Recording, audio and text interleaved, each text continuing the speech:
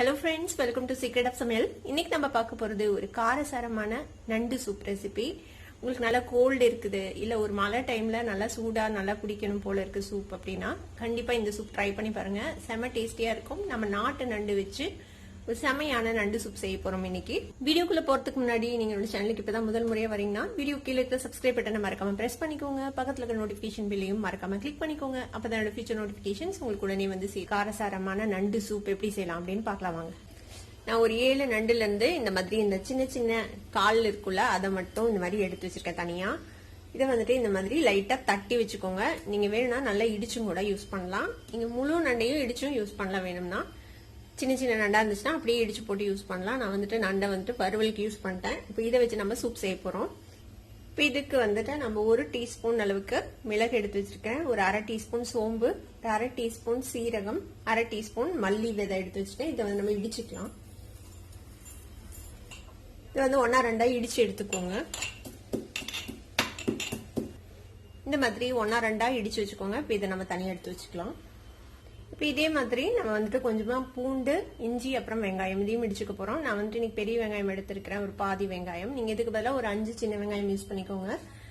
குட்டி குட்டியா இருக்குது, அதனால பூண்டு வந்துட்டு ஒரு 10-15 பல் எடுத்திருக்கிறேன். இதை வந்துட்டு நம்ம நசுக்கிக்கலாம்.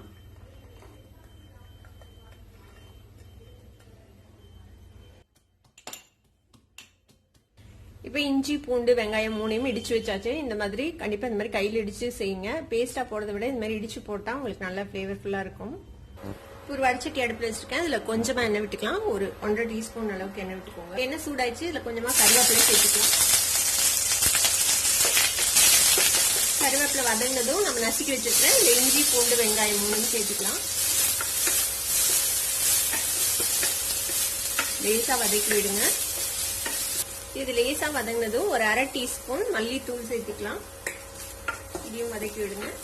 ஒரு 1/2 டீஸ்பூன் மஞ்சள் தூள் சேர்த்துக்கலாம்.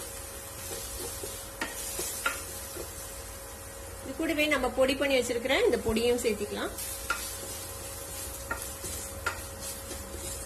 இதையும் லேசா ஒரே ஒரு வதக்கி நம்ம நசுக்கி வச்சிருக்கிற இந்த நண்டு சேர்த்துக்கலாம்.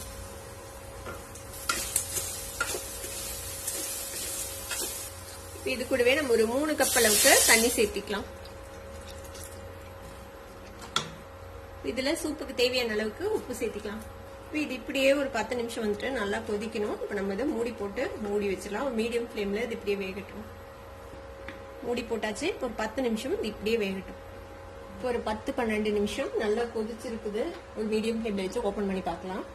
பாத்தீங்கன்னா தெரியும் சூப்போட கலரே மாறி நல்லா வெந்துருச்சு. இப்போ இதுக்கு மேல நம்ம சாப் பண்ண கொத்தமல்லி தலை சேர்த்திக்கலாம். நம்ம போட்ட மிளகு வந்து பத்தாது, அதனால நம்ம இன்னும் கொஞ்சம் மிளகு தூள் சேர்த்திக்கலாம். இது உங்களுக்கு காரத்துக்கு எவ்வளவு வேணுமோ அந்த அளவுக்கு சேர்த்திக்கலாம். கொஞ்சம் மிளகு தூக்கலா போட்டீங்கன்னா சூப்புக்கு நல்லா இருக்கும். ஒரு 1.5 டீஸ்பூன் அளவுக்கு சேர்த்துறேன். அவ்வளவுதான், நம்மளோட நண்டு சூப் செம்மையா ரெடி ஆயிடுச்சு. அடுப்பு ஆஃப் பண்ணிட்டு இதை வந்துட்டு சர்வ் பண்ண வேண்டியதான்.